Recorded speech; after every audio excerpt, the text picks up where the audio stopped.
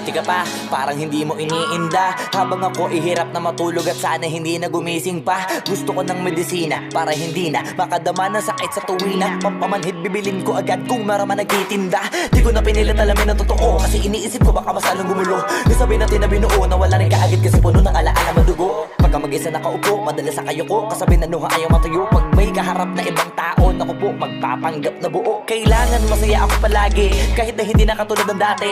Para din nila isipin na nahihirapan ako sa lahat ng nangyayari. Sinasarili ang bawat kirot na pinapasan sa likod, habang nagtataka lagi kung bakit bulok ang pinunga imbis na hinog. Mahirap magpanggap na ayos lang, kaso kailangan sa ganitong kaganapan eh dapat agapang makita ang iyong kahinaan. Para hindi ka awaan o pagtawanan, mahirap palang maranasang masaktan sa kamay na napiling pakisamahan. Di ko alam paano nangyari ito lahat,